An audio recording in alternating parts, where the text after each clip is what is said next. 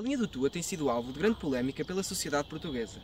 O seu encerramento provocará não a perda de apenas pequenos pedaços de ferro, mas também a perda de umas memórias que ficarão intactas à passagem do tempo. As viagens nesta linha proporcionavam à população observar o cenário natural, bem como desfrutar de uma bela e calma viagem.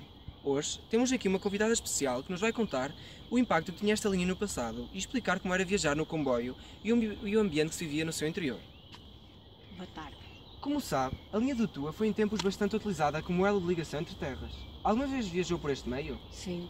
E certamente viajou com inúmeras pessoas nessa viagem. Exatamente. Qual era o convívio que se fazia sentir dentro do comboio? Muito bem, porque a gente ia no comboio, na régua, parávamos na régua, da régua depois vinham as doceiras, aquelas senhoras com os rebuçados, e depois a gente íamos até ao Porto, do Porto depois íamos para Lisboa. Parávamos no Porto e depois do Porto íamos para Lisboa. Isso foi quando eu fui para a África. E sobre as deslocações para o serviço militar, incorporações militares e a partida para a Primeira e Segunda Guerra Mundial e Colonial, quais são as lembranças que tem desses tempos? Lembro-me do meu irmão, que quando foi para a Guiné, também ia na carreira, daqui até ao Tua, e depois do Tua foi para Lisboa, ou para Lisboa, para ir para a guerra. E recorda-se dos meios de comunicação que utilizava na altura? Os meios de comunicação, como o telefone. Telefone, Isso correio. não tínhamos, só havia correio. Quando às vezes a gente estávamos à espera de telegramas ou qualquer coisa, iam entregar os do correio a casa.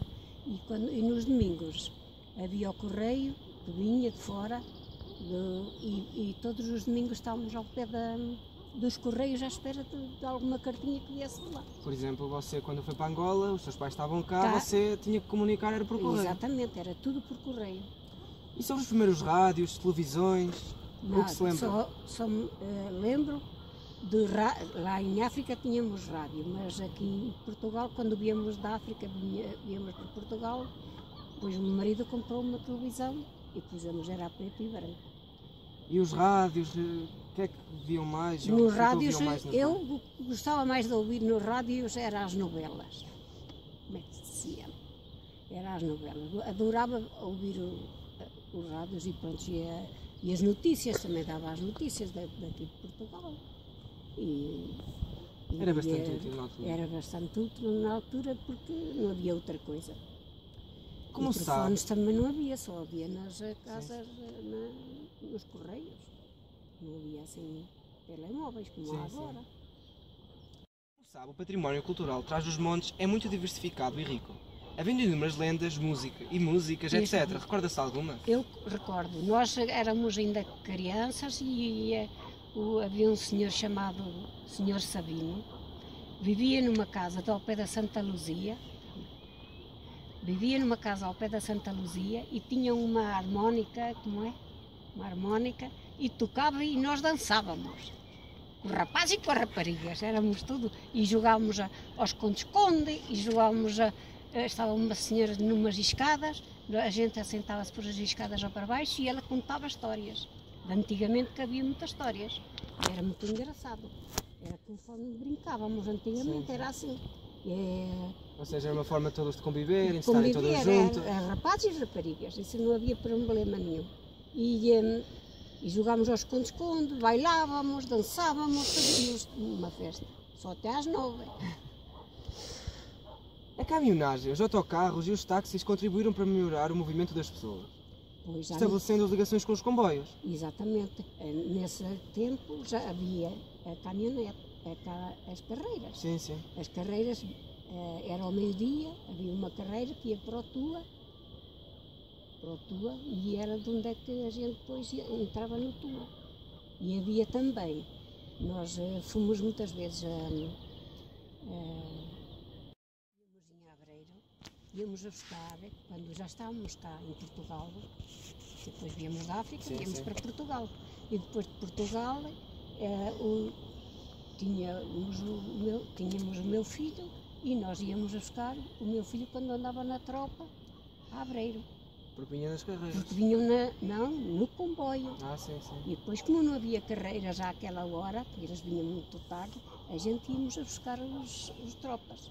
E lembra-se dos horários, dos bilhetes, dos senhores até que furavam os bilhetes? Os bilhetes, era um tinha assim pequenininho, grosso, e depois levava um furinho no meio.